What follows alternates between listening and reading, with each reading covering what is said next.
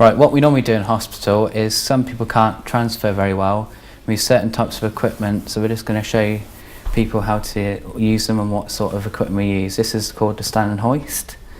I have to put my feet onto the foot plate at the bottom. I have to just make sure everything's in a safe position. This is the belt which goes around the patient. And it comes in different sizes, like you get yellow, which is a small one. This is a large one for me. And then you have to just complicate a bit where you have to wrap this into here, so it's secure in position. And then you have to pull it tight, so you're in a good sitting position. Then you normally have to ask if the patient has trouble to hold onto the grips here. They normally wouldn't do anything for themselves, they just stand up like this. You just make sure they're okay. Are you okay with it? Yep, thank you.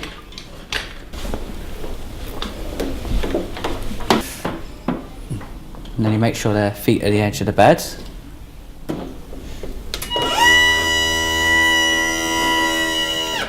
That's it.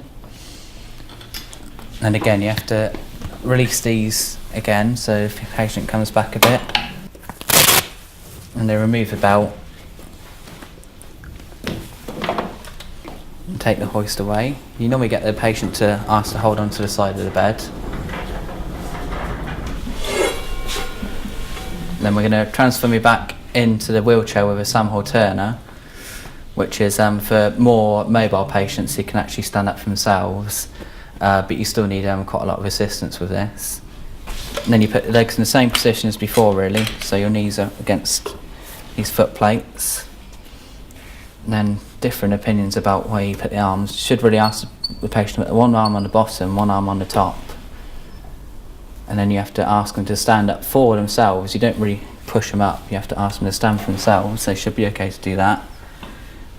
Then you have to keep your foot on this brake here, so it actually steadies the patient. You have to get them in position. Then ask the patient to sit down. That's it. And then they normally take that away. And then you always have to clean the equipment after you finish with it as well. Part of the healthcare assistant's job is actually taking patient observations, which is to see if there's a decline or an improvement in the patient's condition. And I'm just going to show you what it involves. And we take things like the blood pressure. Just here.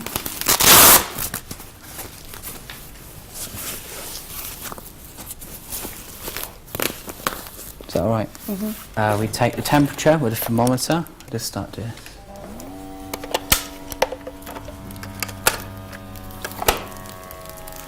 I can't get your ear. And then it just comes up with what the result is, and then you just say to whoever's taking the notes down, it was 35.6.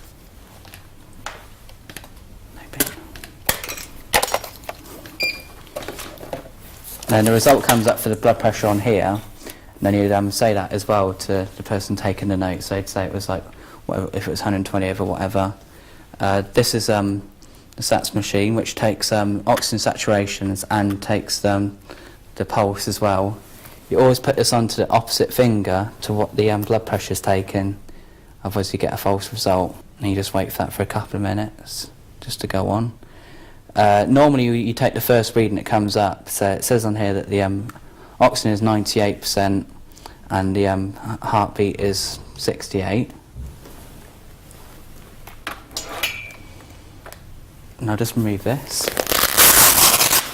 Now we take respiration rate, which is how many times you breathe in a minute. But some people approach it differently, because some people tell the patient and say, well, I'm just going to take your respiration, as they get a bit, they start thinking about it. So normally you sometimes can watch it, or just put your hand here and just count in your head and look at the clock for about a minute. Just count it. And for argument's sake, it's 16. And that's pretty. And then we all write it down. Then we do like a score, and then you can tell by that if the patient has actually improved or declined, and then you go and report whatever's happened. Sometimes the patient can't really walk and can't really use the stand hoist or the someone turner, so we use something that is that helps them lift up for them. It's called the full hoist or the RJ hoist. That's over there. But this patient at the moment is actually too far down the bed to do a safe transfer, so actually move her up the bed with a slidey sheet, which we've got here. I'm just going to go through what that involves. So if we get the head down, we put the patient flat, because if they are immobile, we have to actually roll them so we can actually get the sheet in. So just got to imagine that they are. And then we have to lift the bed up so it's at a safe distance to save our backs as well, because if you're knelt down like this, then it's not going to do you or the patient any good.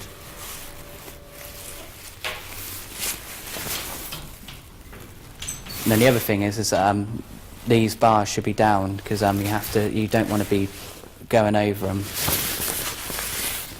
So the first thing is, if they've got a weak side as well, you always roll against that first. So do we have a weak side? No? So which way do you want to roll to first? Roll to rear. Okay. So the best thing is to not to grab them by the hip, because some people might have broken something, so it's easier to do it that way. That's it. Need to position the sheet so it's halfway underneath the patient. Just going to move your foot. And you just make sure that's all straight and ready for the next person to pull across. And you ask the patient if they're happy to come over.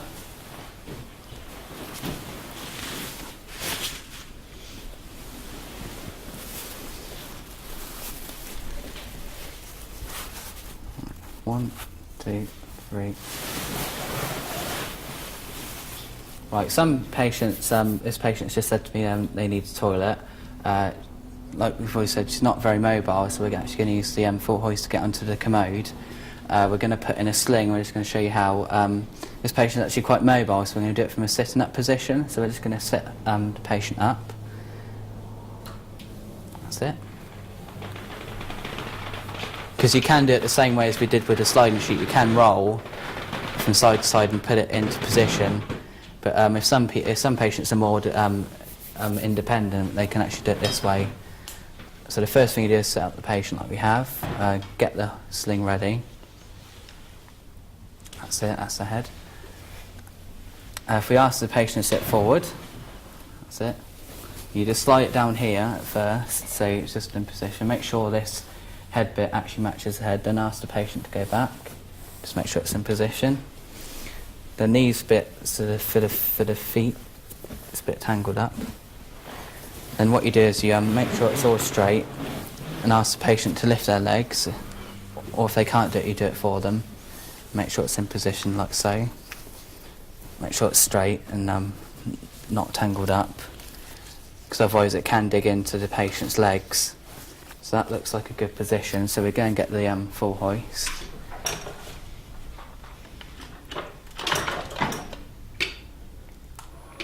Just get it to the right height. We have to bring it in. Sometimes you have to get around the legs, because the legs can get in the way. The other important thing is this side always goes by the feet. I've seen a lot of people do it the other way around, but it's going to dig into the patient. So we just make sure it's in position, like so. Is that all right? Yeah. Right, so first of all we have these hooks on the sides here. You ask again to the patient to sit forward, shall I say, and you clip it onto here, just like that. And you have to make sure it makes the noise. Now you just make sure that the patient's in a good position. Make sure it's in a good sitting up position. Make sure there's nothing in the way to look for any safety problems. One member of staff would be looking after the hoist and making sure everything was in a safe position, and one member of staff would be looking after the patient, making sure that they were calm and safe and just reassuring them if they are a bit worried. So you have to press certain buttons to make it do like certain things. So to come up, you have to press up.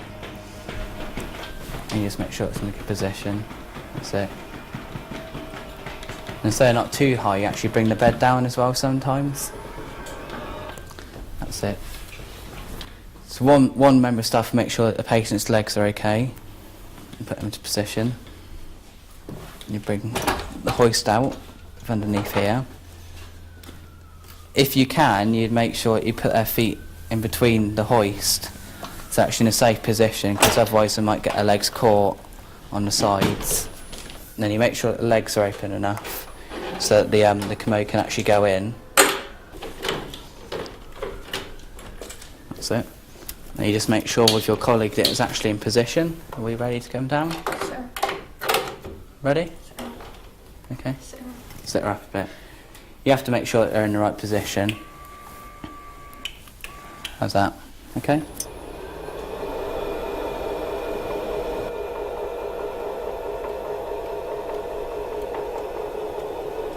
And you just watch their hands. And then you wouldn't leave the patient like this, you'd take the hoistling off. So they wouldn't be dependent on this, and then you'd come back